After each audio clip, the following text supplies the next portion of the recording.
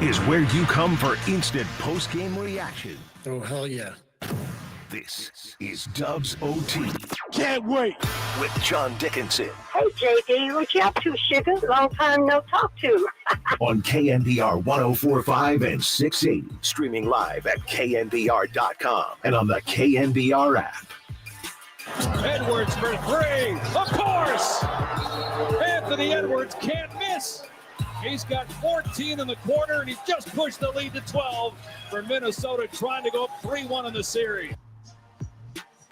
And the Timberwolves would go up 3-1 in the series. A huge third quarter for Anthony Edwards as he goes off in the third quarter. Anthony Edwards ended up with 16 in the third, and the Timberwolves outscored the Warriors 39-17 in that quarter to lead by 20 going to the fourth, and they cruise in the second half to a victory over the Warriors. 117-110 is the final. We welcome you in. It's Dubs OT with JD and Greg Silver here from Harmonic Brewing in Thrive City. Not going to lie, kind of a somber feel tonight here on a Monday night with the Warriors going down 3-1. And the third quarter, Greg, I mean, it did the Warriors in a big way. Anthony Edwards, the best player to this point in this series. And that's saying something because there was a good chunk of the game tonight where Julius Randle was the best player in this game. But Edwards took it over in quarter number three. And, you know, I made this note, Greg, and we can get into a lot of the dissection of it all. An 808 KNBR. We appreciate FP Santangelo, a little truncated edition of Giants postgame tonight after the Giants got beat just down the road here by the Diamondbacks tonight for going a little short and kind of giving us the floor here so we can roll on KNBR on the radio at 808 KNBR 415-808-5627. The Golden State Lumber and Showroom text line, same number, 808 KNBR 415-808-5627. Best YouTube chat in sports is off and rolling, and we appreciate everybody watching on YouTube and Twitch as always. But I made the note here, Greg, and good to see you tonight, my man. The better team, this was at halftime, the better team never has to play as well for as long as the underdog. The Warriors were doing a lot of things right. They were fighting, they were scrapping, they were clawing, they were getting another great Kuminga game. But it just had the feeling, really the only thing the Timberwolves did well in the first half was hit the three ball. But it was enough to keep them within two at 60-58, and it just felt like 6 good minutes for the Timberwolves, and the Warriors just weren't going to be able to match it. And we've seen this so often over the last decade when the Warriors, and I'm not comparing the Timberwolves to the dynastic Warriors. I was actually going to go there, though, yeah. But the better team in a lot of these games just doesn't have to play as well for as long. And if it's a quarter, if it's 6 minutes, it was really the last 6-8 minutes of the third quarter where Edwards gets going, some elite shot making by the Timberwolves, and the Warriors without Steph Curry just can't match up. It's just reality. And you know, we can get into everybody who didn't play well. We can get into who did play well and all of that and what now has to happen here for the Warriors to try and get Game 5 and get the series back to chase on Sunday. But the Timberwolves, without Steph Curry playing for the Warriors, are the better team, and we're just seeing it play out here as this series gets on now through 4 games. I think that's a perfectly fair comparison, JD. And even though the Timberwolves of 2025 are not the Golden State Warriors of 2015, 16, 17, 18, it was very similar in the sense that you just take one good stretch and all of a sudden the game goes away. I mean, how many times did we see the Warriors when they were in their prime kind of sleepwalk through a game for the first part of it and then really turn it on, sometimes not till the fourth quarter? That was probably more of a regular season than a playoff thing that they would do. But, I mean, Derek Papa, who's sitting across from us and did the show right here, Dirty Work today, we were talking during the game about some of the Warrior playoff games, like the series without Kevin Durant in 2019, the Western Conference Finals against Portland, where that was 3 consecutive games in a sweep where the Warriors trailed by 17 points to Portland, and then they won Game 2. They came back and won Game 3. They did it again in Game 4 in overtime to cap off the series. And I could go way down the rabbit hole with old series and old stats and old references, but I think the larger point is the Warriors played a really strong first half. They had the energy. They had the juice. Draymond Green, I thought, was really deliberate about setting a tone right away, looking like a very different Draymond than the one who fouled out and wasn't able to be on the floor and only played 29 minutes a couple of nights ago. But all it took was Minnesota putting the clamps on defense. Jaden McDaniels, I thought, was giving Jimmy Butler a really hard time in the third quarter. Their offense fed off of it. They were ridiculously hot from three-point range, and on top of that, the Warriors couldn't score, so all it took was a 6-minute stretch to really make this from a tie game to a 20-point game, and Timberwolves never looked back in this. Yeah, the Warriors find themselves now down 3-1 with Stephen Curry still not officially ruled out for Game 5, but I would say all but ruled out for Game 5 back in Minneapolis, and the Warriors trying to figure out a way to continue to get back into this thing. Down 3-1 in a series for the first time since they got beat by the Lakers 2 years ago in the Western Conference semifinals in this round. And the Warriors have lost 3 straight playoff games. This is incredible. This note from the great Daryl Arata, the Warriors PR staff. The Warriors have lost 3 consecutive playoff games for the first time since the 2016 finals. Wow. With the Game 2 loss, the Game 3 loss, and now the Game 4 loss. It hadn't happened much, obviously, when you're winning a lot of these series. But that of note here, and, of course, Steph has not played a single second in either of those last 3 games that have led to the Timberwolves taking the lead in this series and a commanding lead heading back home. We've also had the note, and I don't think this counts, Greg, because it's going to be – it would be without Steph, but the Warriors have never been – they've never had the gentleman's sweep at the in the Steph Curry era. Again, it doesn't count, I don't think, if Steph doesn't play in any of the 4 games, but they're facing a fate. I mean, nobody has been able to beat the Warriors in the Steve Kerr era, even going back to the Mark Jackson era, in anything less than 6 games. But you take Stephen Curry away, and it's a complete game changer. And, again, I mean, Randall and Edwards have been the best 2 players in this series. Absolutely. And that is a big part of the reason why. I mean, the Warriors just – and tonight for Minnesota, the three-point shooting, they end up with 16 three-point makes. They didn't make a single 3 in the fourth quarter. They were 0 for 3. They only took 3, but they made 16 threes through 3 quarters. The Warriors end up with 8. And unfortunately – we can talk about Kuminga this. He finishes with 23. We can talk about Draymond that. He had 14. Buddy had 13. Podziemski, another bad shooting game for Brandon Podziemski. Another tentative game for Brandon Podziemski. And the Warriors just don't have enough shooting on this team. And I think one thing that is going to be a big topic of discussion over the next couple of days, Jimmy Butler, not aggressive in this game. He was aggressive in Game 3. He was not aggressive in this game tonight in terms of looking to score. Only 9 field goal attempts for Jimmy Butler. And the player who ended up with the most field goal attempts on the Warriors, it was a tie. And it wasn't Jimmy Butler or Jonathan Kuminga. It was Draymond Green with 14 and Brandon Podziemski with 14. Not what you want in terms of field goal attempts if you're trying to stay alive and fight to even a series. So I think there's going to be a lot of discussion of, could Jimmy have done more to try and carry this team tonight? He did it in Game 3. The Warriors came up short. And, again, I know we had this debate on Saturday, and it didn't necessarily look like it at halftime.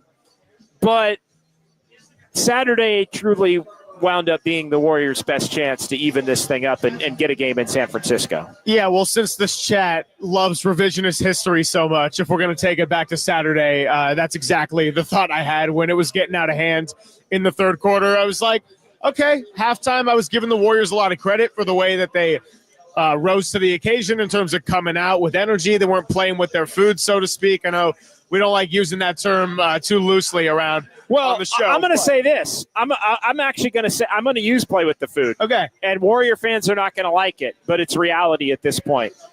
The only hope that the Warriors have to extend this series back to Chase in Game 6 is if the Timberwolves play with their food on Wednesday night in Minneapolis. And we've seen the Timberwolves do that. Again, I always make the joke, and I've done it a couple of times, how many times I look up in December and I'm watching the Timberwolves play at Target Center and the Warriors are maybe playing later, or maybe it's one of those games from the home studio and the Warriors are playing a half hour earlier or later, and I'm kind of watching the league pass, and the Timberwolves are down 26-9 to Washington. Oh, Timberwolves why are the Timberwolves down 26-12 to Charlotte? Why are the Timberwolves down 34-21 at the end of the first quarter to San Antonio? What the hell's going on there? Wembanyama hasn't been playing. Wait, Minnesota's down 15 to Toronto at the half, huh? So they do have the ability to not lock in against lesser opponents. And let's be honest, and I was having a back and forth. I can't believe I was having this back and forth, Greg, but I was having the back and forth with somebody on social media who really took exception to me saying that the Timberwolves were clearly the better team with the Warriors not having Stephen Curry in this series. Have you watched the Warriors? And I know their record was good, and I don't mean to shade Golden State, while they're down here, but I mean, this team that the Warriors, again, no disrespect, but this team that the Warriors are putting out there right now with Kuminga featured and Jimmy Butler, no disrespect to Jonathan Kuminga, who, again, helped the Warriors hang in Game 3 and Game 4 for long stretches. This team probably wins 35 games, 32 games, 28 games if they had to play an entire NBA season. This is not a good basketball team. The hope was that they could win one of the 3 games now that have passed, and you could get Steph Curry back, maybe down 3-2 back at Chase Center, and he could somehow lead them to a 3-2 lead. I don't think it changes the fact, and I don't like doing this either, Greg, but because I think it comes off as disrespectful to the Timberwolves, who I think up until that third quarter had been kind of unimpressive in this series overall. But I think the Warriors would be up 3-1 in this series if Steph Curry was playing throughout and healthy. It would at least be 2-2 because they would have found a way to finish off the game on Saturday night, I think, had Steph been. Again, doesn't matter. Warriors are where they are. Your record is what, whatever it says it is what your record is. And they're going to have to fight in Game 5 to stay alive in Minneapolis. But, just a lot to chew on there as it relates to the Warriors losing this one 117-110. I mean, I can understand how, especially in this chat, and a lot of people that tune into Dubs OT, probably pretty upset with the result tonight and the fact that they didn't take advantage of having a lead in the fourth quarter in Game 3 a couple of nights ago. That being said, I do think we need to just take a step back a little bit and accept the fact that this was a team that before the trade deadline, without Steph Curry, was a lottery team. The roster had some serious limitations. They made a big trade. Yeah, nobody wants to hear that right now. I'm just saying the Jimmy Butler trade worked like a charm, but still, you take Steph Curry off this roster, it's full of limitations and guys that were playing really well down that stretch to get you to the 7th seed, like a Moody, like a Pajemski, have also since disappeared. You haven't had a lot of help, and there's just not much left in the tank right now. 808 KNBR 415-808-5627. That is the number. It is John Dickinson and Greg Silver here at Harmonic Brewing in Thrive City. As the folks filing in, we're kind of thinking it was going to be kind of a somber night, but the vibes are better than they were at least when we started the show here. Let's get to the phones. Our tip-off caller tonight's going to be Eric in San Francisco here on the Sports Leader. What's going on, Eric? What's going on, JD? Yeah, that was a rough second half. That was the game I was afraid that was coming. The Wolves just shot leather off the ball, especially in the third quarter. You knew they were going to have a game like that. Yep. And that's why we really needed to take Game 3. I think the thing that's most disappointing about tonight is that Butler just maybe he was exhausted from the effort he put out in Game 3, but 9 shots. I mean, that's just, frankly, that's unacceptable in the situation. He needed to take at least 15, but I would prefer 20 shots from him. I mean, it seems like Kuminga is the only one who's like forcing the issue. I mean, he got to the line 12 times. He made 11 free throws. He's got 71 points in 80 minutes in the last 3 games. So, I mean, I know Kerr likes to start off with TJG, but like if we don't start Kuminga in Game 5, and I know like we're not having the Kuminga off-season discussion. I'm just talking about the context of the current situation. Well, I would have done it tonight. I said it. I mean, I said it. I would have done it tonight. Honestly, I would have done it in Game 3, and it didn't hurt him really in Game 3 as much as I think it hurt him tonight. But I mean, it's well documented. My opinions of Jonathan Kuminga and the fit and all of it. But I mean, without Steph, he's stepped up. I mean, you can't say anything other than that. And again, I would have rolled with him both of these last 2 games. I think, I mean, like, Game 5 is truly do or die. So it's got, Butler's got to play 40. Yep. Green's got to play 40. I would play Kuminga 40. I mean, Kuminga's 22. He's got young legs. He can play like 44 minutes and just roll with him because Pod's shot is gone, and he's giving us, the typical Pod non-scoring stuff, and that's great and all, but like he's getting wide open threes and just not doing anything with it. And they're double teaming Fields, so he's not going to get off because they're swarming him, and Jaden McDaniels or Ant are long and athletic. So like really your best chance is just to roll with Kuminga, hope he drops 30 or 35 in Game 5. I know that sounds crazy, but I mean, he's got 71 points in his last 80 minutes. So, and he's shooting 59% from the floor in the last 3 games. So like, he's clearly our best offensive option right now. You're just going to have to live with the occasional defensive lapse and, the occasional bad turnover. And Kerr's just going to have to suck it up and eat it. And like, I don't see any other way than Butler taking 20-plus shots in Game 5 and rolling with Kuminga at 40-plus minutes. And you just take your best shot, hope that they don't shoot the leather off the ball. I mean, they, in the closeout game against the Lakers, they went like 7 of like 40 from 3. So sure. Yep. Maybe they have a bad 3-point shooting night like they did in Game 1. They play with their food. And then maybe Steph Curry comes back for Game 6. Exactly. I still don't think I think that's a big maybe. But maybe he comes back in Game 6. Then you get in. Maybe you take it on your home floor and you force a Game 7. And you never know, in Game 7, people get tight. So do I think they're dead? Yeah, more than likely. They're probably dead in the water. But I mean, you just roll with Kuminga at worst. He puts out another good effort. You build up his trade value. Totally. Eric, let me jump in, man. I agree with you. We got some other people that want to talk, but no, I think you're spot on there. Eric, thanks for the call, man. I think you do roll with Kuminga at this point. Again, the lapses, I thought part of the third quarter for Minnesota was they defended him a little more conscientiously than they had. I mean, they were backing off of him a little bit. They weren't letting him get, they were trying to make him shoot a jumper.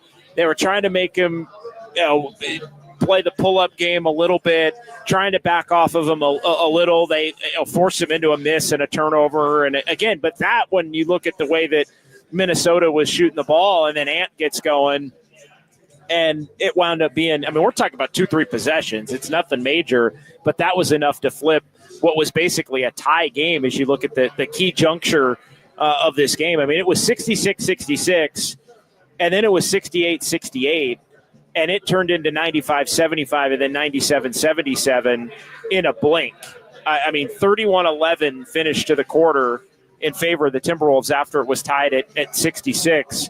Minnesota also, and I think this is a key point too, Greg. Minnesota in the second and third quarters scored 70 points. Yeah. And the Warriors, to have any chance, and I go back to being in Minneapolis for Game 1 and Game 2, and being at the Warriors media availability on the day off in between at the team hotel in Minneapolis. And Steve Kerr was asked, what do you have to feel? I think this was the question I asked him. I said, what do you have to feel confident in without Steph moving forward?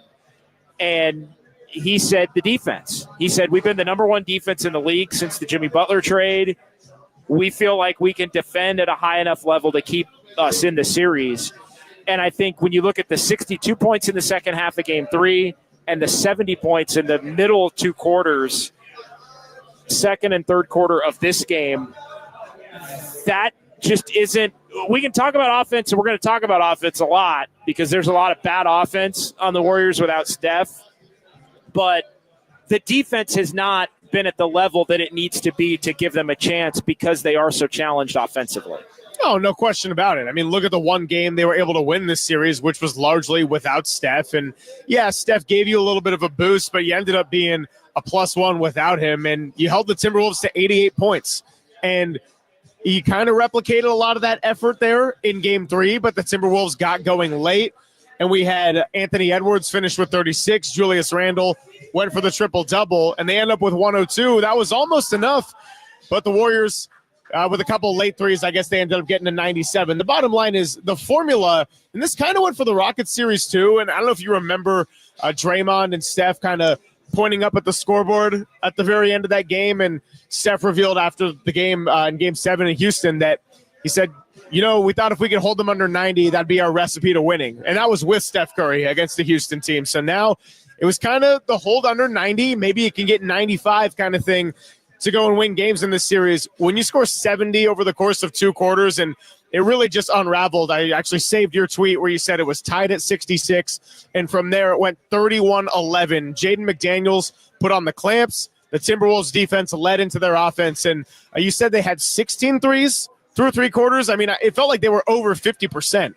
16-31. Okay. In through 3 quarters, they were 16-31. They took 3 threes in the fourth. They missed them all. So they end up with 16 for the night. And it's still a pretty good percentage. 16-34 is just a tick under 50%. But yeah, and then Ant got going, and Ant took the game over. And it was just, I thought even if the game had not gotten out of hand in the third quarter, the level at which the Timberwolves were hitting shots, the Warriors were not going to be able to. It was setting up to be a 5-point loss again. Like if the Warriors had played, if there hadn't been a big run in the Warriors, they were not going to be able to do enough down the stretch if the Timberwolves were going to hit shots at the level that they were making it, even if they had been able to keep the game close. 808 KNBR 415-808-5627 Golden State Lumber and Showroom text line. We'll get to some texts coming up here. We're going to keep this thing going, Kyle, as long as we can tonight from Harmonic in Thrive City. We'll get to the YouTube chat shortly, but let's get one more call in here before we get to our first installment of Kyle's Clicks for this Monday. And it's Harold in Ukiah. Ooh, Ukiah. Next here on eSports Leader. Hey, Harold. Hey, guys. I just wanted to say Minnesota tried to give the game to Golden State with all those dumb turnovers by Reed. I guess that's his name, Naz Reed. He gave five or six blatant turnovers to you guys. And the Warriors are so frustrated they couldn't capitalize on them. And, another thing, too, what Minnesota's doing, they're attacking Draymond Green. What's his name? Number 30. Randall. Julius Randle's been awesome. Yeah. Randall's been attacking Draymond Green. You remember in that first couple games, he didn't really attack Draymond Green, but now he's attacking him. And with I've seen the zone that the Warriors were doing kind of slowed the Timberwolves down. But once they get smart and realize, hey, throw the ball into the middle to the big guy and have him attack downhill.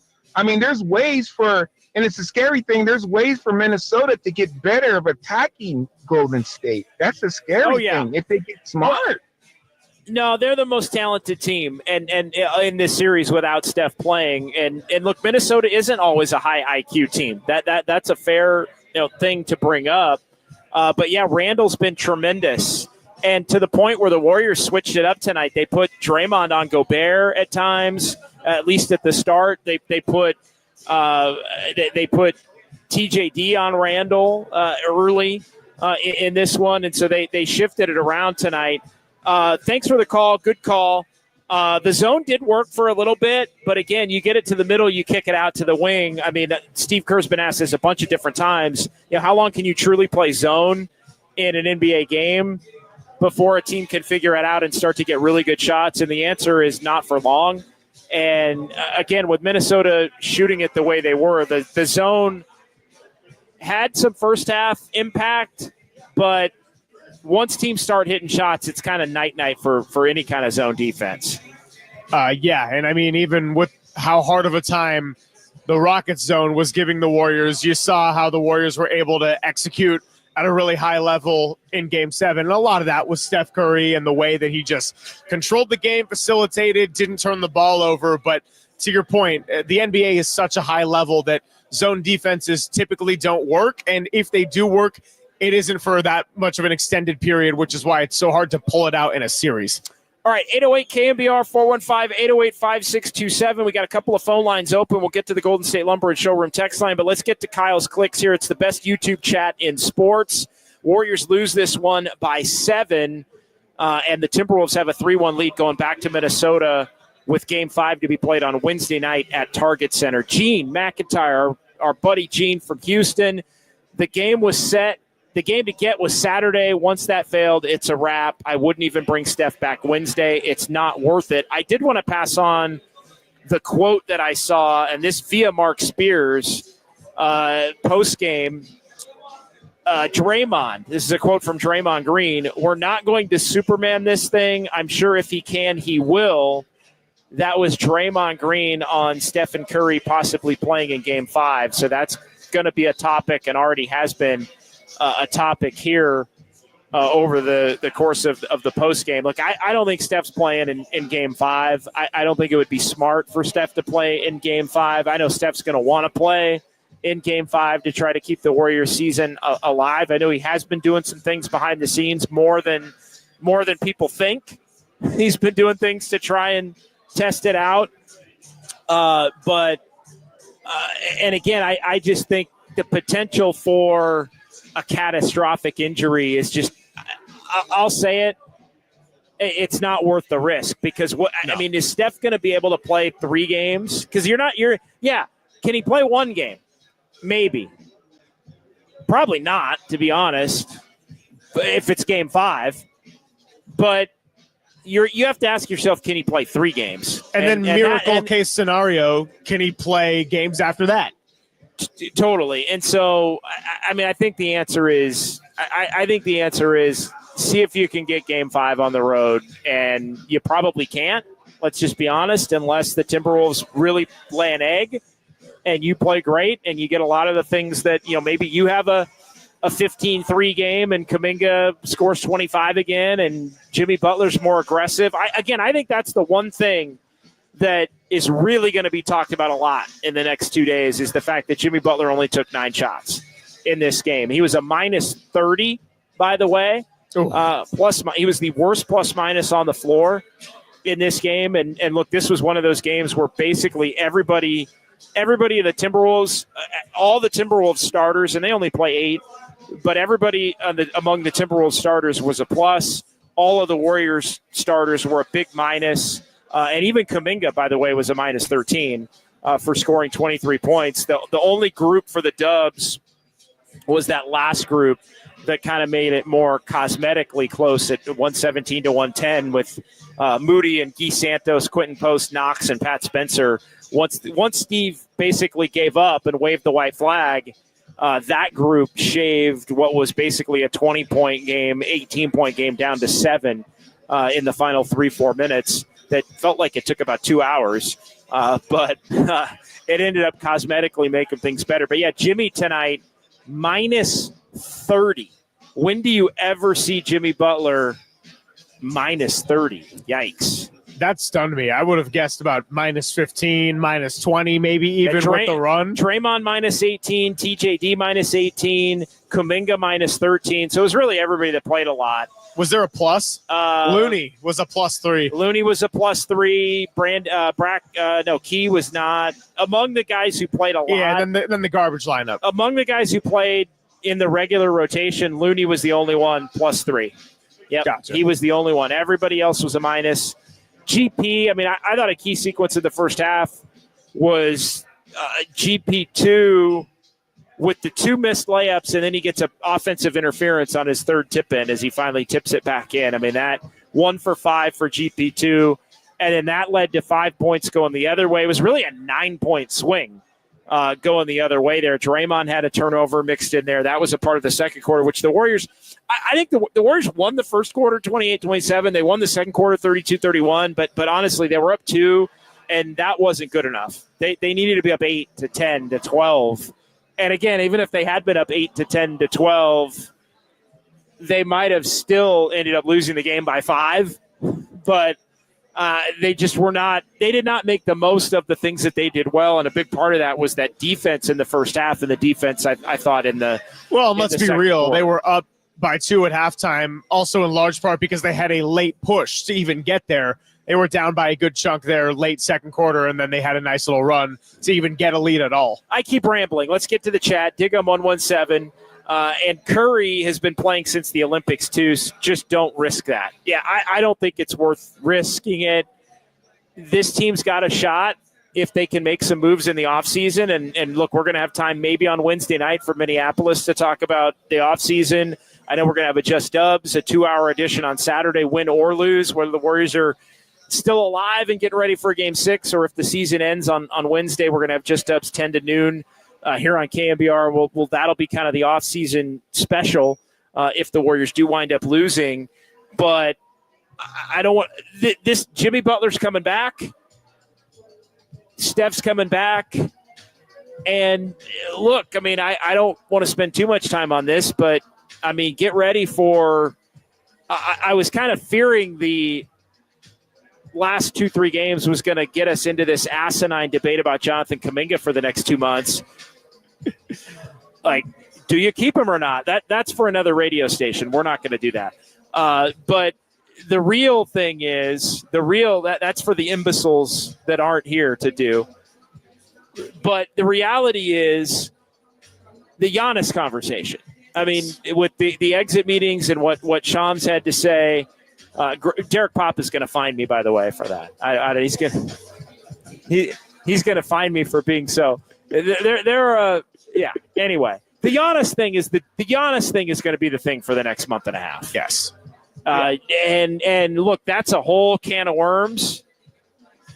Because the only way you're going to get Giannis, look. The Warriors would drive Jonathan Kuminga, Brandon Pajemski, Moses Moody, the next 4 picks they can trade, and whoever else on the roster to get Giannis. The problem with the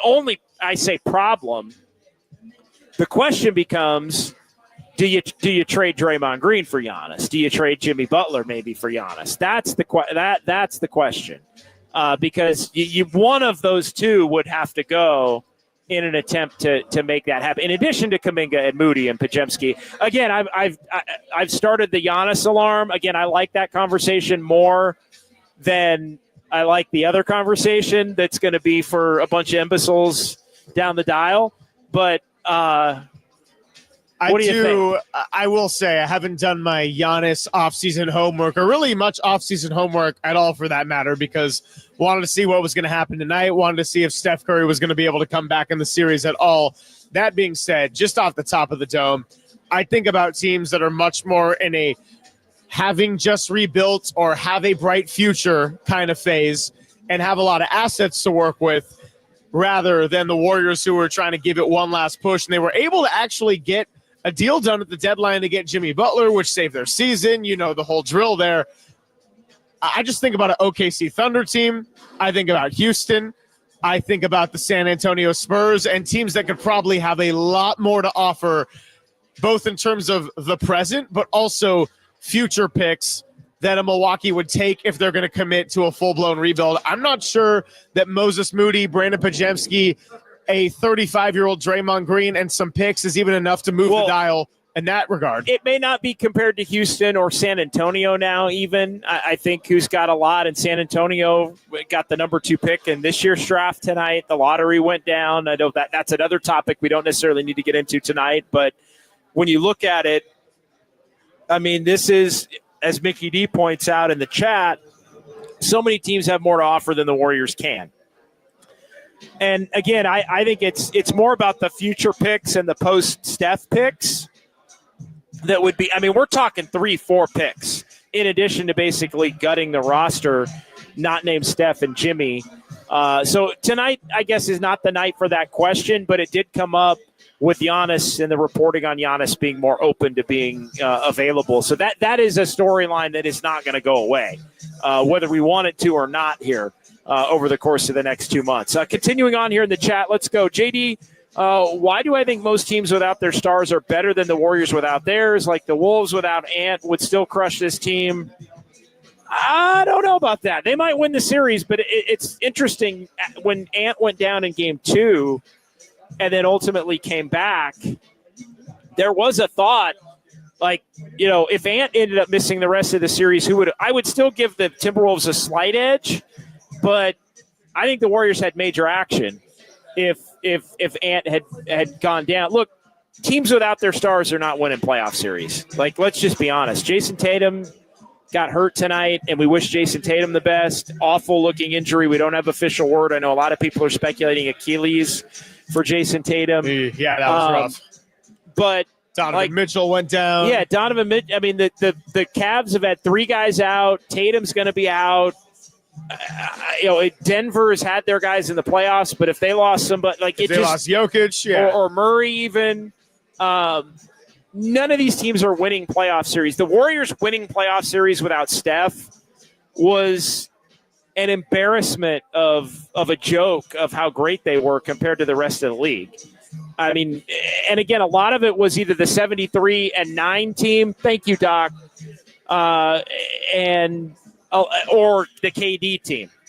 Right. So it just, I mean, it's... Or like in 19 when KD got hurt and then they played a Portland team that they knew how to play. They played with the old KD. Warriors. Right. They played the old Warriors. It was Steph and Clay and Draymond were still enough. And they swept. And they won. So it just like, that's not, I hate to sound like Steve Kerr, but that's not the real NBA. That's not the real NBA. Joke's on you. Good comment, though. Regulator, Warriors' best players are 35 and older. That's not good going forward. They look a little old, and honestly, Draymond looks a little old in this series. I mean that, and again, that's going to relate to this Giannis conversation, I think, as well. Jimmy tonight, I thought looked a little old. I thought Jimmy in the fourth quarter of Game 3 looked a little old, and unable to finish. I mean, how many times we've talked about it? As Jimmy Butler get his shot swatted, going up on the interior. That's something that has been a thing as well. So that being said, though, I don't want to overstate based on how the Warriors have looked in this series without Steph Curry. Podziemski's looked awful. Draymond's been kind of exposed. Jimmy Butler hasn't been able to carry it. Kuminga is the one guy who actually thrives in this type of environment. Good for him. I'm not going to turn this into a negative comment about Jonathan Kuminga, but the point is the Warriors' best players are 35 and older, but they're still very well set. Like, the Warriors are well set up for next year, even if you want to factor out the Giannis thing. The Warriors are well set up for next year to use Jonathan Kuminga in a sign-and trade and try to sign a couple of vets and augment this roster around Steph, Jimmy, and Draymond to make one more push to try to win a title. They are in position to do that. Yeah. And I would say that one of their biggest needs as of right now, and maybe this is a little bit overblown because you'd like to think that if you're going to have any hopes of making a playoff run, Steph Curry is on the court. But how about you get some people that aren't afraid to take some shots and can hit consistently from the perimeter. I know we jokingly bring up the name Cam Johnson all the time, but that is kind of the prototype of a player that's not too young, not too old either, can hit some threes on the outside, not afraid to take it, and if it's an open look, probably going to knock it down more times than not. 808 KNBR, 415-808-5627. It is Dubs OT with JD and Greg Silver here from Harmonic Brewing in Thrive City. Warriors lose tonight to the Timberwolves. Timberwolves win it 117-110. Huge third quarter, 39-17 Minnesota with the advantage in the third quarter. Ant Edwards got going. He ended up with 30 on the night, and he had 30 after 3 and 16 of the 30 in the third with another 3 to close out the end of the first half. I thought that was a key. Huge bucket. Man, and the Timberwolves, I mean, the Ant 3 to make it a 2-point game as opposed to a 5-point game. I mean, that was the point where I just thought, man, the Timberwolves are doing enough. They're doing nothing really well other than shooting the 3. And them shooting the 3 was enough to keep them in it. And it just felt like they had a 6-minute stretch in them. And that 6-minute stretch was ultimately going to do the Warriors in. And that's exactly what happened, Greg. Yeah, no question about it. I mean, we can belabor it all we want. The Warriors came out with good energy in the first half. Third quarter, the Timberwolves cranked it up. And I don't know what sound we're going to have later for Sounds of Dubs OT, but I did send you this quote because I wanted to bookmark it. Anthony Edwards on SportsCenter, I guess, said that Chris Finch told the Timberwolves at halftime they were playing like losers. Well, they were. Apparently that resonated. They were. Other than, I mean, the Timberwolves were playing like losers other than the 3-point. Again, that's one of those where if you only make 6 threes in the half instead of 10, you're down 15 maybe. And is that enough to where the Warriors can carry it to victory? Possibly. But again, they weren't. They hit 10 threes, and they were right there in it. 808 KNBR, let's continue in the YouTube chat here for about another 4 minutes. We'll take a timeout. We'll come back, and we'll continue on here on Dubs OT. Rich Ray, you can win some regular season games without your number one, but you're not winning a round 2 playoff series without your number one. I mean, I don't think you can say it any better than that. And the Warriors, yes, when they were dominant as the best team in the league, they – winning 73 games could win a first-round playoff series against a team that they'd pat on the head and say, oh, that's a cute story, Portland. That's a cute story, 41-41 Portland. That's a cute story. I'm not going to do that again, Greg. That's a cute story, 42-40 Houston. At least I have hair to touch. With Kevin McHale. Yeah, exactly. But, you're not doing that. You're not doing that. Continuing on in the chat, Rice Guy 01, in a league that's predicated on shooting, you can't win if you don't have guys that can shoot. The Warriors just do not have enough shooting, and that's where when you start to get into the offseason thing with Kuminga, and you can't mess around waiting to figure out how he's going to be able to fit next year with Steph. And, it's worked with Jimmy in these 2 playoff games that you lost in an emergency situation. Keep him. No, actually, you need to trade him for some freaking shooting. I mean, this team just does not. And what were the big questions, Greg?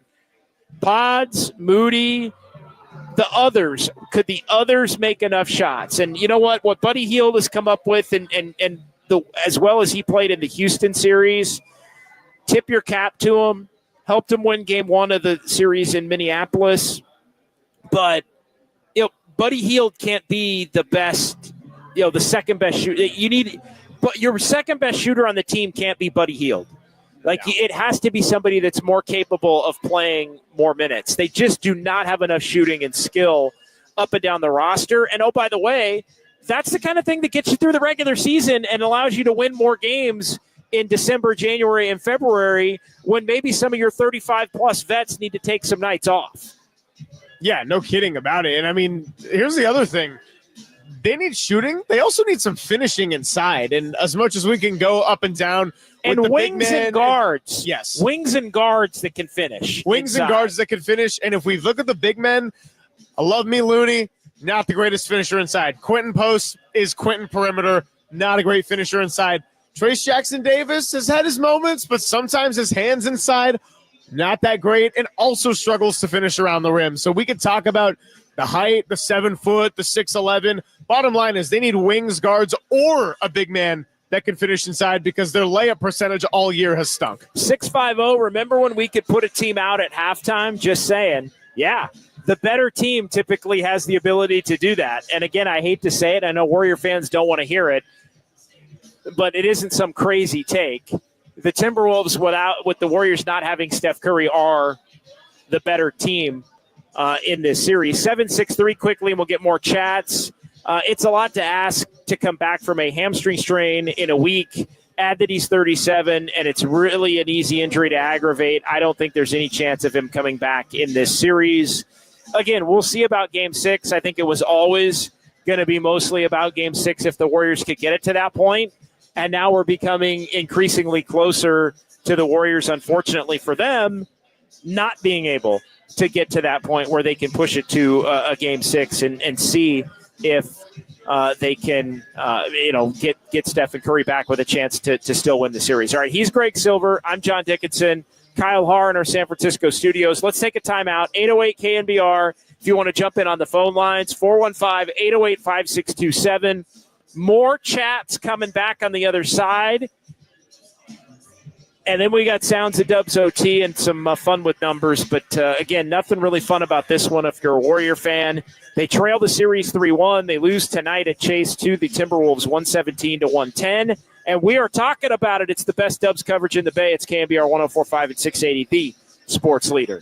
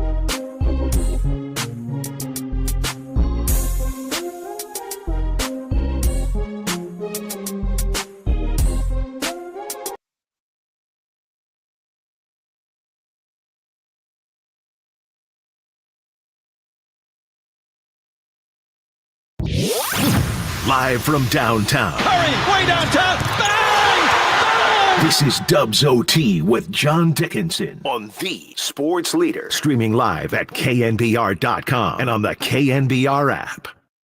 5 seconds to go. Kaminga 16 points, 8 of 8 at the line. 2 seconds left. Edwards, long three. And Anthony Edwards beats the buzzer with a triple. He had 2 defenders on him from about 30 feet away and still put it in the bottom of the net.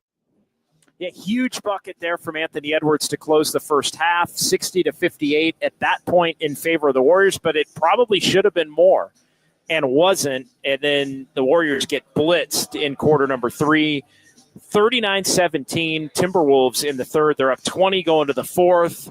The end of the bench guys for the Dubs made it cosmetically look better than it actually was. 117-110 ends up being the final, as the Timberwolves now have a 3-1 series advantage as they head for Minneapolis in Game 5 on Wednesday night. And the Warriors, as your guy Greg Papa likes to say, are going to walk the plank.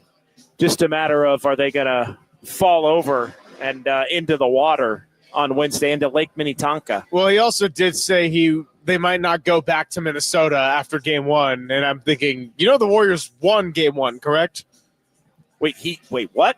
What did he say? I had to say that because Derek is right here. After Game 1, he's like, the series might not actually go back to Minnesota. So he could just sweep them. He thought they were going to sweep them. I'm thinking, he thought they were going to sweep them without Steph. Mm-hmm. If only Jimmy Butler had tangibles. That's for another day. 808 KNBR, 415-808-5627. It's John Dickinson and Greg Silver here. Dubs OT with JD from Harmonic Brewing in Thrive City. Let's get back to the chat as promised here in the 11 o'clock hour. We do have some good text messages to get to. We do have phone lines open, but we're going to make this about the chat here for the next 15 and the folks on the text line here on this Monday night. Kind of a group therapy vibe. Kind of, just work through it. Deep breathing. Figure it out. But it is the best YouTube chat in sports. So, Kyle, let her rip, man. Let's get it going. East Oakland Zay, Houston beat us up. God, I wanted the Lakers in the first round. We are beat down. I want to give you the floor on that one, Greg. I mean, I was adamant that the Rockets were the better matchup than the compared to the Lakers. I still think that, but as bad as the Lakers looked against the Timberwolves, as unsure as maybe the Timberwolves have looked against the Warriors before the third quarter tonight, I'm open-minded enough to think that I didn't have it as right as I think I still had it right, but I don't think I had it as right as I thought I had it. Yeah, it's interesting. And if you look back at it, I will say the Warriors have played very high-quality defense throughout the postseason. That's kind of the one thing they have had. Now, the middle quarters tonight, you can throw that out the window. It hasn't been every single quarter. But for the most part, they've been a good defensive team, even when they've struggled to put up a lot of offense, even when Steph Curry was in the lineup.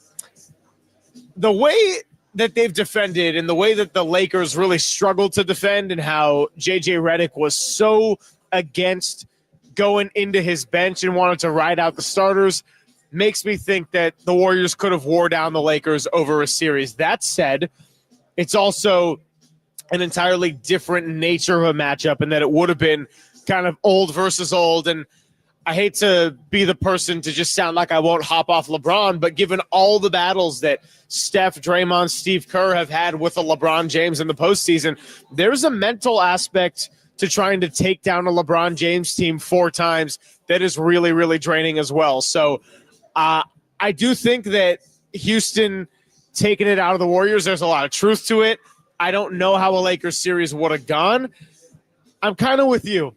I think that the Rockets probably overall were the better matchup. Game 7 was sort of indicative of the fact that the Rockets came to play Game 6. They had a Game 7 at home. The inexperience and the youth still showed compared to what the Warriors had in their championship DNA. But the Lakers did not look very good, and they really relied on their best players. And Luka Doncic, by the end of that series, looked like a freaking cone on defense. Let's continue in the chat here on Dubs OT with JD Digum 117. As far as I'm concerned, this has been a decent season. considering where this team was in January before the trade. Yeah, they were a game under 500 in early February, but before the trade. And you look at what they had to do to finish the season strong. They won a playoff round, and I've said it, if the Warriors had lost the 3-1 lead to the Rockets and got beaten Game 7 in Houston, that would have been I feel like a colossal disappointment based on where the Warriors were in building the 3-1 lead and as well as they played with Jimmy Butler down the stretch of the season to get that matchup. This really, it's hard, and in the moment, this is something I'm going to say a lot, and I'm going to get criticized for it by some, but I really don't think you can truly evaluate a lot of the bad in this series with Steph out, and like you can acknowledge it, but because Podziemski's been awful in this series without Steph, shouldn't necessarily change your opinion of Podziemski and his ability to help this team moving forward next year. Because Moody has cratered after finally appearing like he was going to be a starting caliber player in the NBA, at least for the regular season for the first time in his career, to a point where he's become unplayable in this series. Don't go that far down the rabbit hole to where like all these young guys don't. Now, if this was happening with Steph, and in fairness, some of it was happening with Steph toward the end of the Rocket series, and then it's gotten worse in this series without him. But don't completely – and it's kind of the same thing in reverse with Kuminga.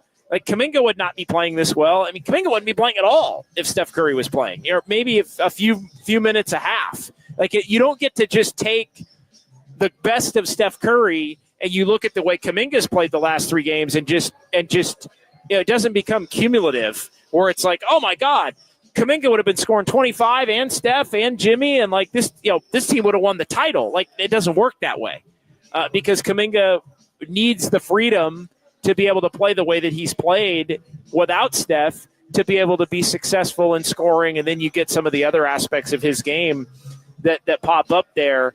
But to bring it back to Dig on 117, I do think this has been a decent season, and I would caution Warrior fans, as much as this team does need to improve, and again, disagree with me if you like, Greg, you may disagree with me, I would not get overly crazy about how poorly a lot of these guys have played without Steph, when a big reason they're on the roster is because, and the big reason the Warriors had the success they had was because they played well with Steph after the Jimmy Butler trade. I wouldn't get overly crazy about it, but I do think there's also a fair middle ground to be had with somebody like Brandon Podziemski. And we sort of got into this after Game 3.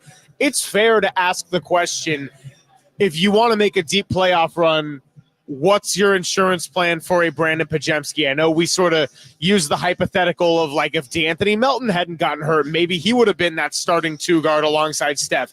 Whatever. The actual name doesn't matter for tonight. This isn't an off-season show quite yet. The point is, if you look at somebody like a Moses Moody or a Brandon Podziemski, those were great regular season players, right? When they played in the starting lineup with Jimmy, Draymond, and Steph, they started like 14-0 and I think finished 18-5 or something like that as a group.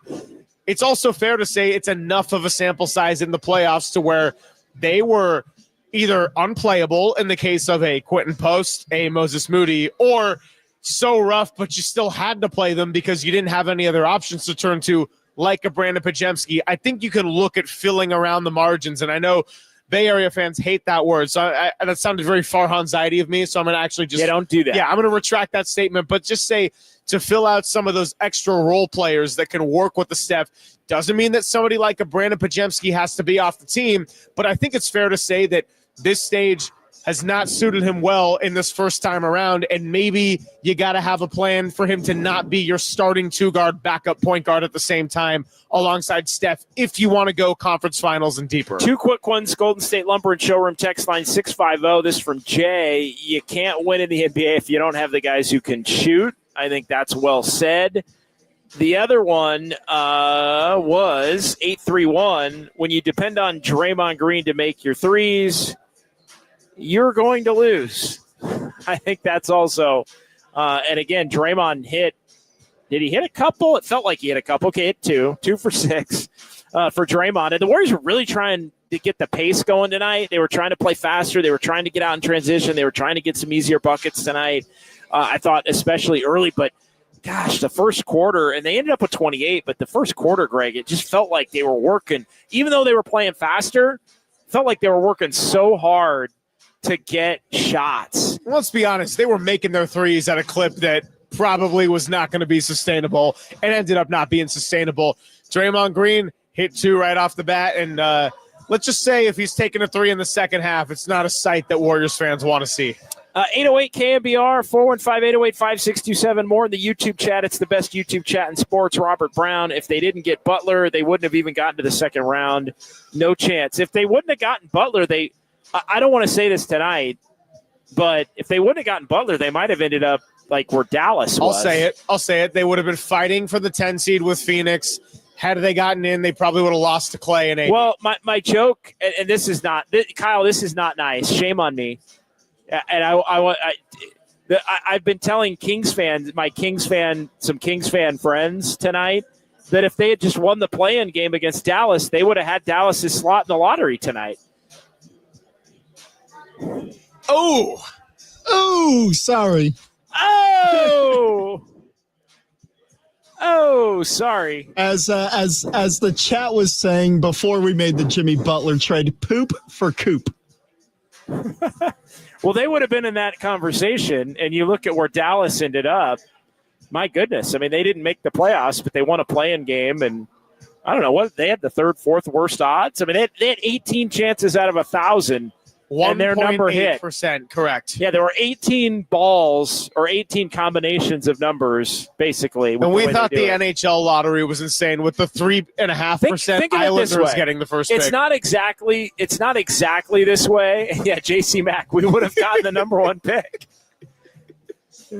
It's not exact, but think of it this way. It's not exactly this way because it's a weird. I'm not going to explain it, but there's a weird thing with like number combinations. Would they have still had to do the coin flip with Chicago, the Kings? I don't know. I'm not. Don't do that, Greg. Okay. Don't. But think of it as 18 balls in the. There's 1,000 balls in the thing, right? And 18 of them say, "Yeah, Joe H." Joe H has got it. They had a 1 point. So there are 1,000 balls in the hopper, the ball drawing machine.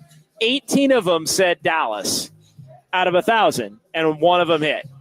That's the way. Again, it's not literally done that way.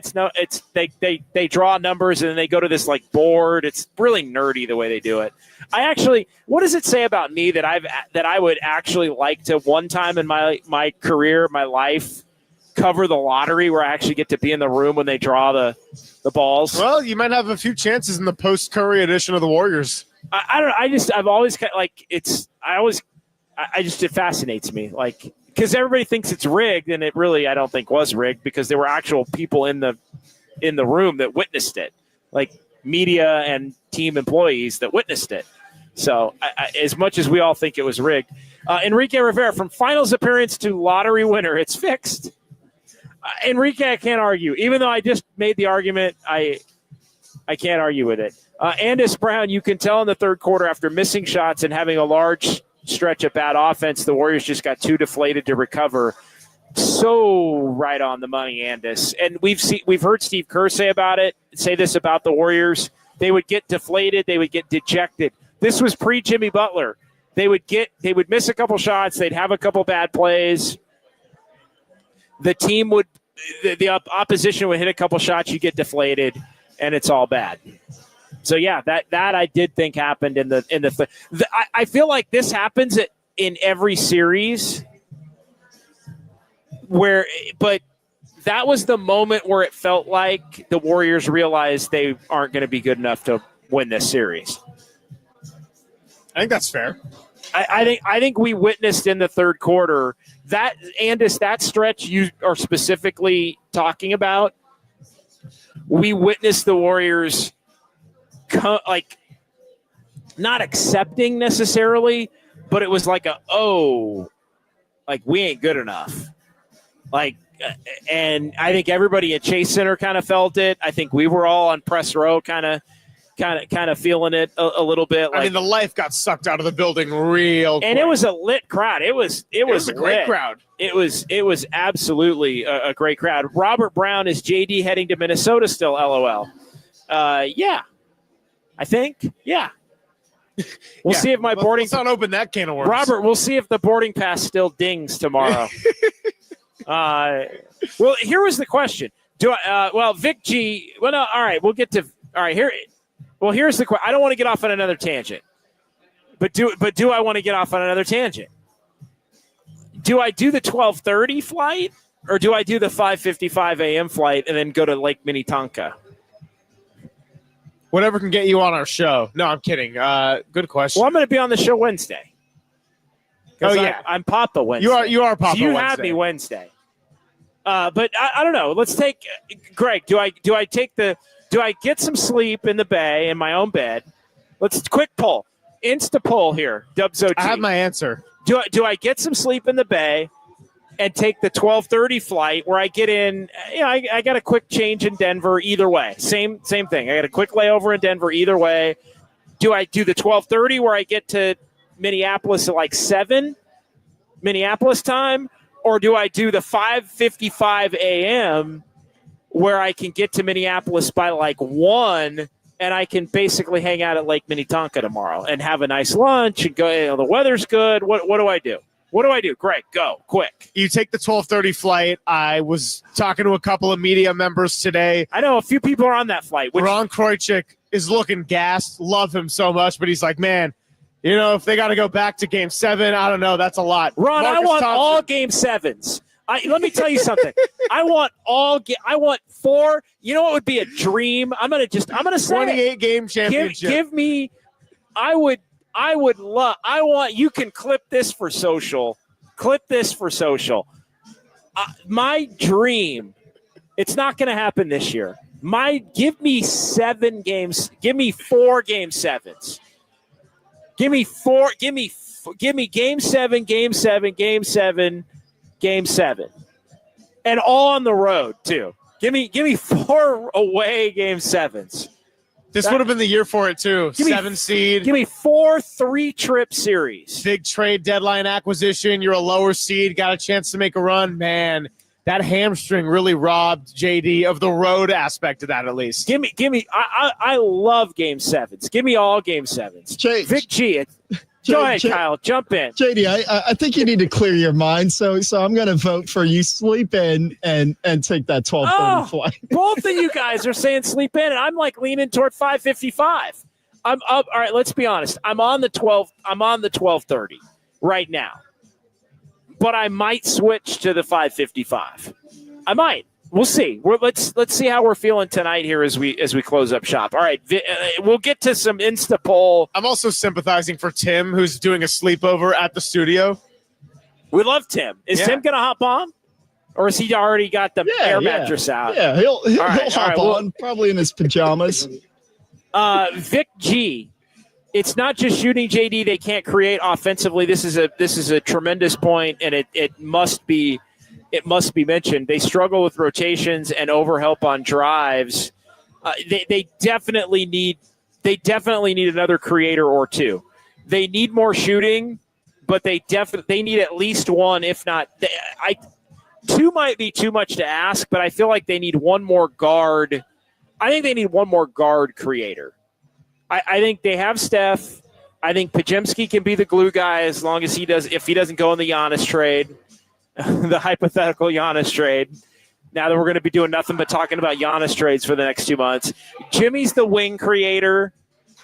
So for me, I think I think you need another guard creator. And that also can alleviate some of Pajemski having to have a little too much on his plate. I was also going to say here's an element of a guard creator is ball handling. And that's exactly what the Warriors could use. Among a list of like 5 other things, I could say they could exactly use some finishing. They could exactly use a little bit of wing length and all that. But the ball handling aspect is important because I think what gets lost in this Brandon Pajemski postseason struggle talk is, yeah, sure, you could play Pat Spencer 4 minutes a half if you want to and maybe cut into some of Pajemski's minutes that way.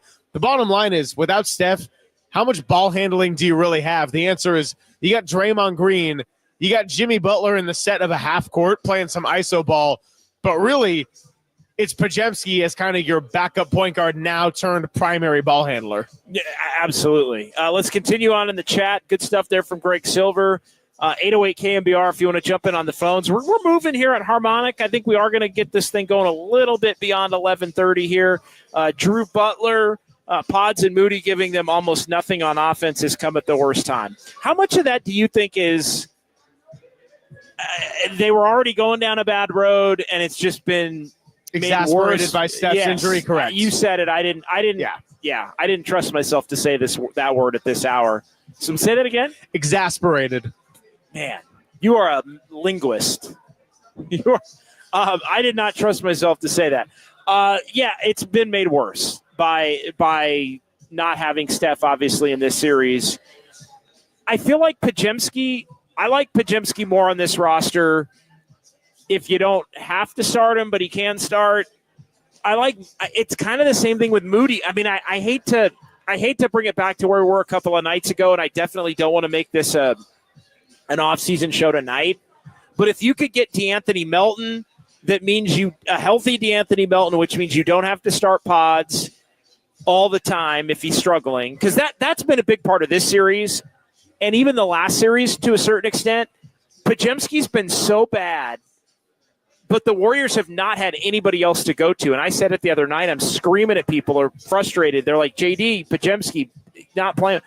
There's no other option for Steve Kerr. They have to find another option to go to if Podziemski isn't playing well in a playoff series. Again, assuming he doesn't go in the Giannis trade, because everybody's going to be – I feel like I have to say that every time we talk about it now.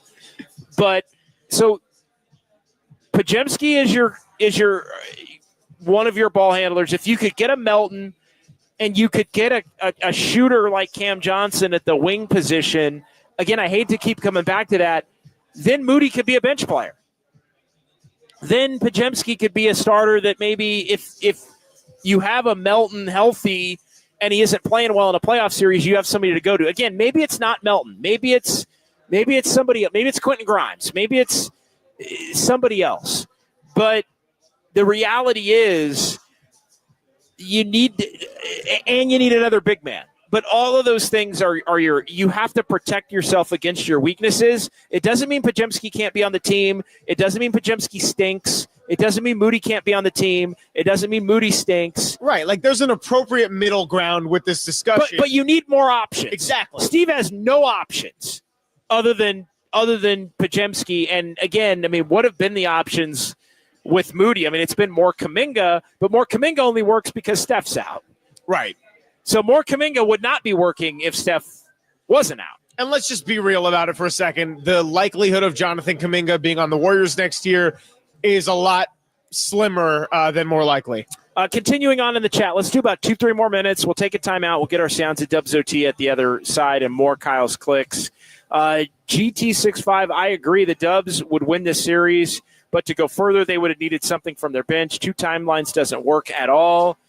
All it does is waste Curry's awesome years. I think that's going to be the big, not the wasted years part, because I do think they got Jimmy Butler in the middle of the year, and that gave this year a chance. Right.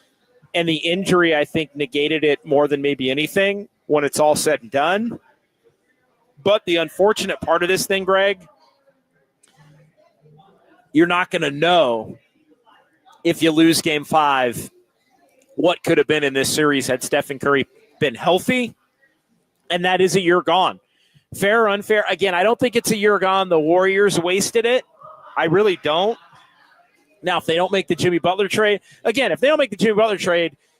the season would have been over 2 months ago, 3 months ago. Like it would, but it's still assuming they do go out, which is looking likely that they will, it's going to be really disappointing because the next time Steph will be in a playoff game, the youngest he will be is 38.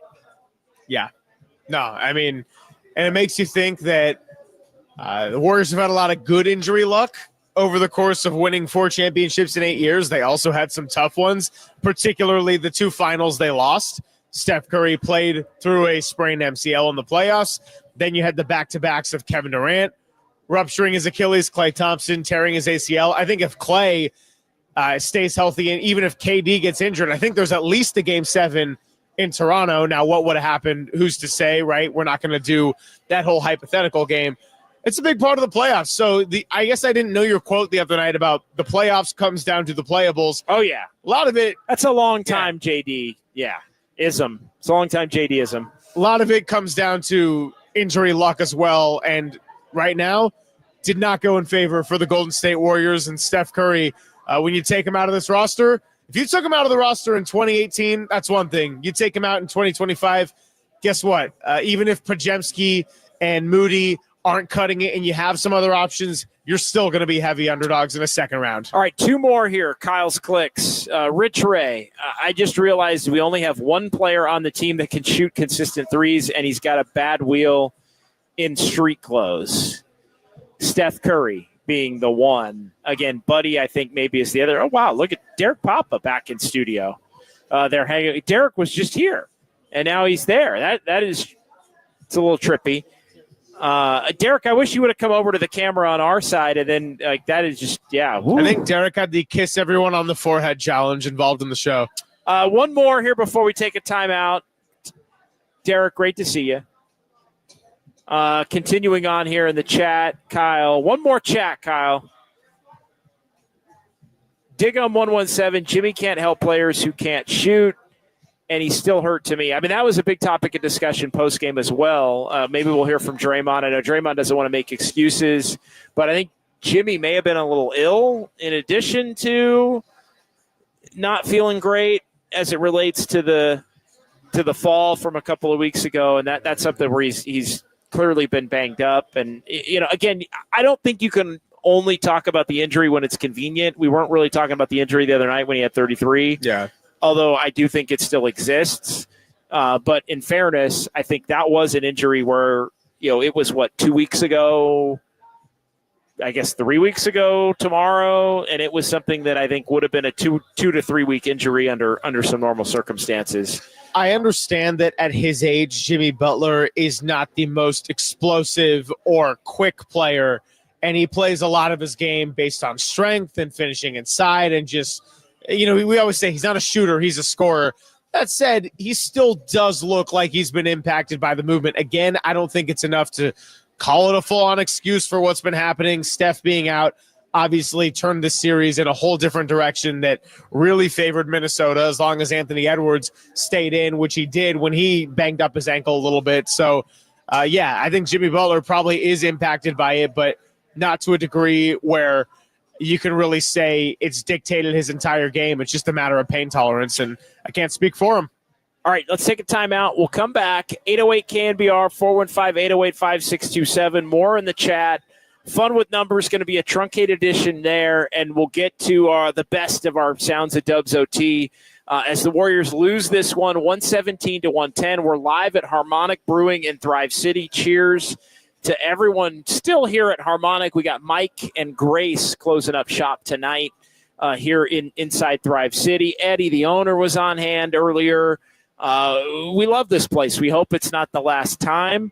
But the Warriors are going to have to win a game 5 in Minneapolis on Wednesday to get us back here for another broadcast on Sunday, and we hope that can be the case. So Dubs OT with JD. We're rolling on here on KNBR 104.5 and 680, the sports leader.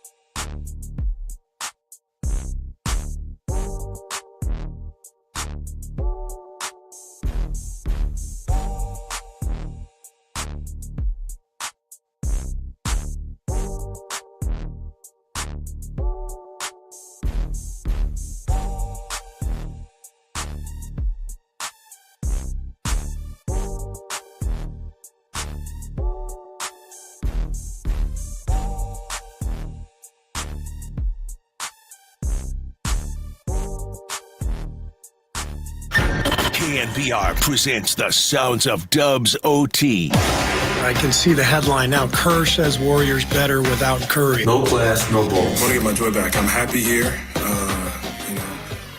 off the court. Now here's John Dickinson.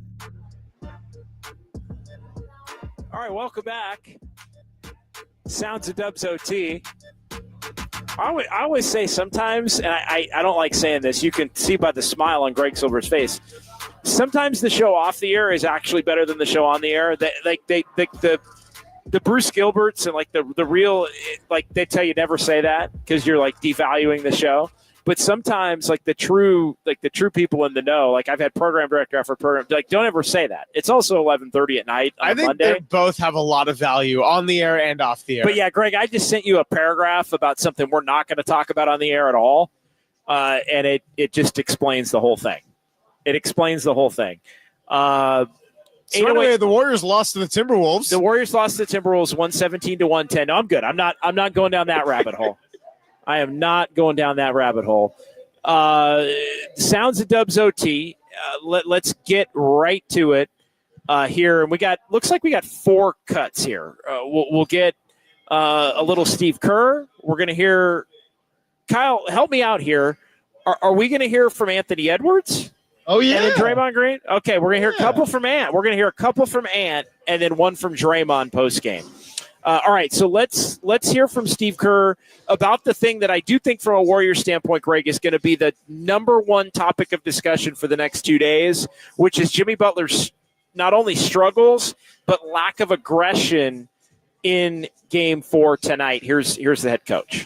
Well, he wasn't as aggressive tonight, but I didn't see a lot of openings either. Ideally, we could put more shooting around him to open up the floor a little bit. But, with Steph out, we're not going to be able to do as much of that. But with that said, we'll look at the tape and see where we can find some openings for him. And I know he'll be aggressive for Game 5. Yeah, and the Warriors are going to need him to be aggressive in Game 5. I mean, I think the formula from Game 3 is going to have to be the initial formula for Game 5, and then hope, I hate saying this again, but hope that the Timberwolves are a little bit overconfident and kind of playing with their food a little bit, and that the Warriors can get off.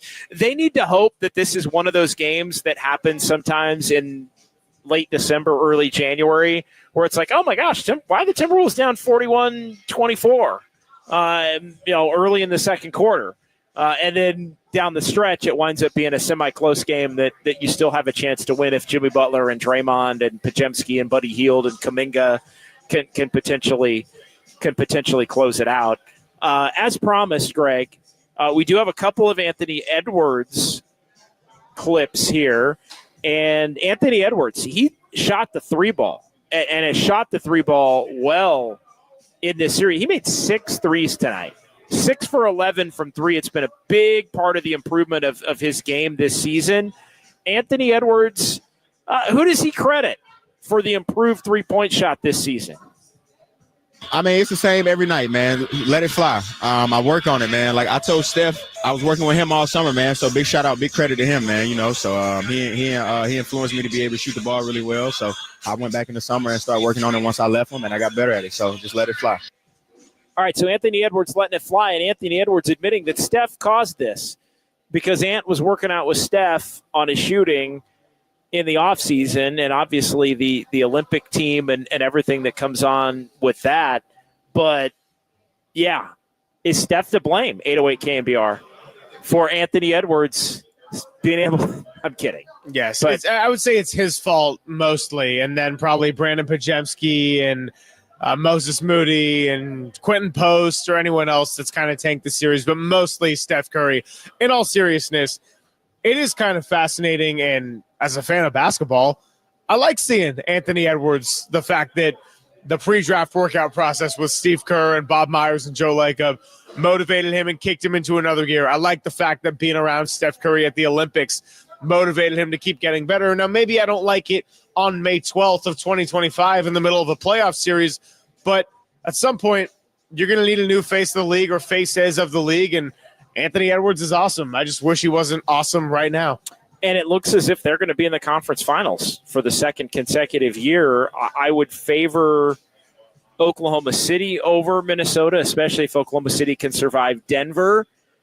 And then Denver and Minnesota, I mean, that I think is a pick 'em. I mean, Minnesota's been the kryptonite of the Denver Nuggets. They beat them last year in the second round, and then they swept them this year in the regular season. So Minnesota's got to be hoping that Denver wins this series, because that might be, for the first time in franchise history, the opportunity for the Timberwolves to be able to get to the NBA Finals. And I had the thought, I was actually going back and forth. I was having a little text chat with FP Santangelo, Greg, and I mean, we were kind of, what happened in the Giants game, what happened in this game. We're talking about, maybe him wrapping up a little bit early and letting us get the nod here. And it was just Ant went off in the third. And it kind of went down this road of all-time great conversation where, FP was talking about just the way he moves and can get, and just the athleticism and everything. And I said, yeah, I think Ant has the potential to be an all-time great, like an all-time great, not like maybe a top 10. Like, I think that's his ceiling. He's not there now, obviously, but I think Anthony Edwards has the potential. And there are times where you watch him and you think, damn, like this dude might be a top 10 player. I mean, no question. He's 23 years old and continues to get better and better every year. I think the next thing for him to check off is to reach the mountaintop, get to a finals, win a finals, and see if he can do it again. 808 KNBR, sounds at Dubs OT. It's Dubs OT with JD and Greg Silver. Continuing here. Enrique Rivera, by the way, quickly in the chat, Kerr shouldn't have to need Jimmy to be more aggressive in response to our first comment there. Let's move forward. More sounds at Dubs OT. We heard from Anthony Edwards. Let's hear one more from Ant. And we referenced this. You referenced this earlier, but this is Ant on Timberwolves head coach Chris Finch and what his message was to the team at halftime with the Wolves down by 2, and it could have been worse. At halftime, coach came in and just said, we're playing like we already won the series pretty much, and I don't really like that. And I didn't like how we was playing overall, and I didn't like how I was playing individually, so I knew I had to pick it up. All right, so coach saying they lit him up, and not the exact quote you had, but not good. Coach kind of lit into him a little bit. They came out in the third, and again, they put it on the Warriors in the third quarter, 39-17. One more cut here in our Sounds at Dubs OT on this Monday night. Draymond Green discussing the shot that we have mentioned a few different times tonight, which was the three-pointer that Edwards made right before halftime and the big second half, and really the big third quarter. I mean, it was the 16 in the third plus the 3 at that. It was 19 in the last 12:01 of the between the last second of the quarter and the third quarter that was enough to lead Minnesota to victory this one. Here's Draymond on Ant's big night. It was huge. One thing we talked about at halftime is like, yeah, he hit a tough shot, but what could we have done differently? Could we have not let him walk up to the spot? But it's like every time we're on a run, we're letting Ant break the run up. Somebody can break the run up, but it can't be their best player. Our defense should be so keyed in at that point during a run that it can't be their best player just getting to a spot and raising up. And I'm not just talking about that play. There were several points. We're on a run, and even last game, he get to the free throw line and just raise up, and it's like, so I think we got to do a better job there. And that's not one guy. That's a complete team effort when you're guarding a guy like that. So I think we got to be better there. Once we get the run, just got to put up more force defensively. Yeah, that is a really good point. There have been too many times, I think, in this series, Greg, where Edwards has been the guy when the Timberwolves have needed a bucket and the Warriors have a lot of momentum. It feels like Anthony Edwards has been the guy who's gotten that bucket every single freaking time, and the Warriors have just been completely unable to stop it or slow it down. And it's led to the Timberwolves being able to, I think, come back in game one after obviously Steph was out for that one, but also take control in the key pivot points of games 2, 3, and 4. Well, I was going to say not to dump on the Warriors even more, but let's be honest, they haven't really had closers this series outside of the guys that kind of stepped up down the stretch of game one, your Buddy Hields. I mean, even game 3, the one they probably should have had looking back at this homestand, there are 2 guys that showed up offensively that night, Jimmy Butler and Jonathan Kuminga. Both went kind of cold and a little out of control in the fourth quarter. All right, let's get Kyle to our fun with numbers segment. We'll get that out of the way here, and then we'll get some clicks and have some final thoughts here at Harmonic and Thrive City. This is Dubs OT with JD. Time now for fun. I'm a fun guy. With numbers. No, I'm just having fun. On KNBR 104.5 and 680. Streaming live on KNBR.com and the KNBR app. All right, couple of quick notes here. Warriors trail in this series 3-1 to the Timberwolves. It's the first time since the 2023 second round West semifinals that the Warriors have trailed in a playoff series 3-1. They ended up losing that series to the Lakers. They were down 3-1 coming home 2 years ago. They won game 5. They lost game 6, 3-2 4-2 to the Lakers down in Southern California. Also, and we mentioned this off the top of the show, the last time the Warriors lost 3 straight playoff games. The Warriors haven't lost 3 straight playoff games since the 2016 finals when they lost game 5, 6, and 7 with the 3-1 lead. And the second time since 2015 that the Warriors have lost 3 straight playoff games to the entire Steve Kerr, Steph, Draymond era. Warriors had 110 tonight. Again, a lot of it was late in this year's playoffs. So that was the second most points that the Warriors have scored. This is not good because the other big scoring game for the Warriors in the playoffs was game 5 in Houston, where they scored 116 and got smoked. So the Warriors scoring has not been exactly a great thing when they've been able to score at a high level. 8 3-pointers, third consecutive game without Steph Curry, Greg, that the Warriors have made fewer than 10 3-pointers. First time this has happened. Didn't they make 10 last game, 10 for 23? I think they got to 10. The third straight game they've had 10 or fewer. Okay 10 or fewer. To your point, 10 or fewer. Sorry, yeah. sicko stuff. No. You're right. 10 or fewer. First time that's happened in any game, regular season or playoffs, since January of 22. And so you look at the last time it happened in the playoffs was 2018 in the first round against San Antonio, a series where the Warriors were cruising anyway. And didn't have Steph. To a 4-1 win and did not have Steph at that particular point in time. Second straight game, the Warriors forced the Timberwolves into 21 turnovers. That is what has kind of kept the Warriors in it at different points in this series. And I also want you to give us before I get into some individual stuff, I want to get some Kuminga individual on the positive side. Actually, I'll read the Kuminga, and then I'll let you read the bad one, because I definitely wanted to include that in our not so fun with numbers portion. Kuminga had 23 off the bench. The last 2 games, Kuminga's got 73. He's also got 71 in the last 3. 53 off the bench, the fifth most since starters and bench players were tracked, which goes back to 55 years, 1970.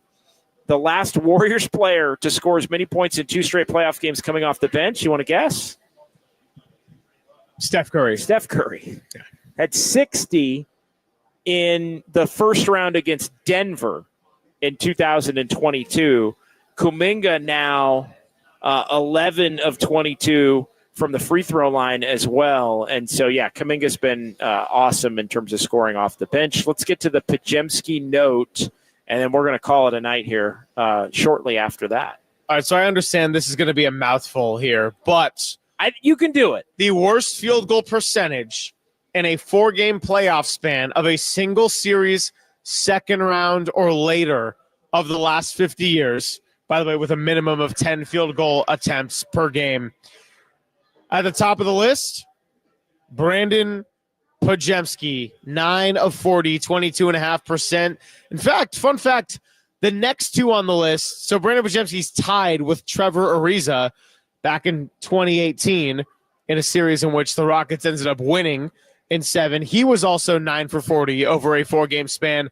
Third on that list, Harrison Barnes from the 2016 finals, 10 of 43, 23.3%. So if you need something memorable for the wrong reasons to compare what Podziemski's done here lately, it's Harrison Barnes in the 16 finals.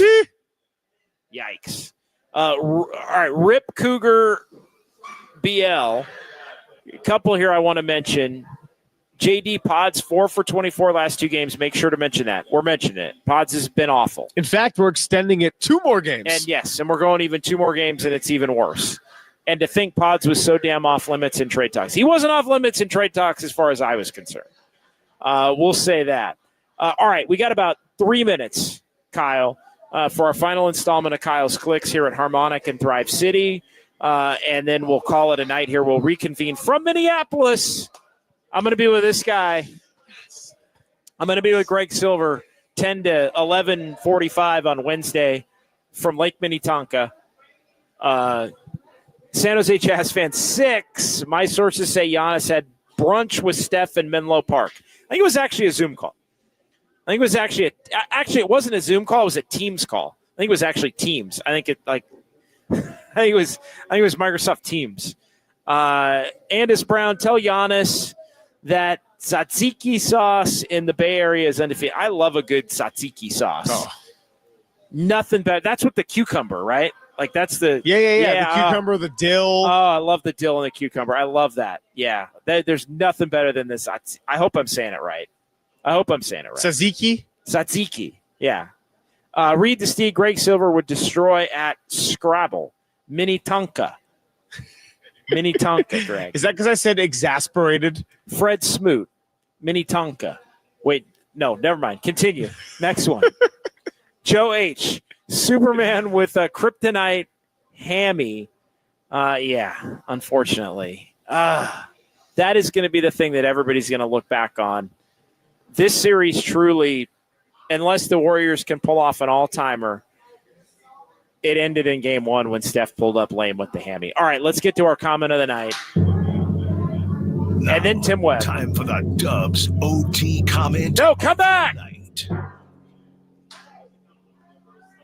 Tim Webb, you guys look sharp. Thanks, Tim Webb. Yes, comment of the night, Tim Webb, who is being penalized for a fantasy football thing? Yeah, except it's not getting last place in fantasy football like most fantasy punishments. It's losing a playoff game to Derek Papa. I'm like, you guys are psychos for making that a stakes for losing a playoff game for a good fantasy football team. Mad respect to Tim for following through. Mad respect to Tim, who's got his air mattress out and he's going to be sleeping in the studio. Hello, Tim. Tim, get on camera as well as the mic. And I mean, we got about 40 seconds here. 40 seconds. I'll make it as quickly as humanly possible. Your thoughts on that? Your thoughts on the game? Your thoughts on anything, man? The floor is yours. You're here on Dubs OT. Really hard to see both Podziemski and Moody no-show the last couple of games. You know, Jimmy Butler not even getting to 10 shots is something to see, but man, you could just hear the air going out of the building. I'm going to be sleeping at KNBR. It's not going to be fun, but, note to self, I don't really need a bed. I need an inflatable mattress, and I'm looking to make good with all the filth for this terrible wager that I lost, and Derek Papa was both with you and me tonight, so hard to do. It is hard to do, and we'll leave it at that. We'll leave it at that, Tim. Kyle's got to get me out. We got to get to the midnight replay. The Giants got beat. The Giants may never win again either. Hey, sometimes it just works out that way. For Tim and Overnight Dave and Kyle and Greg and Austin and everybody I'm forgetting, we'll talk to you Wednesday from Minneapolis. It's Dubs OT with JD here on the Sports Leader.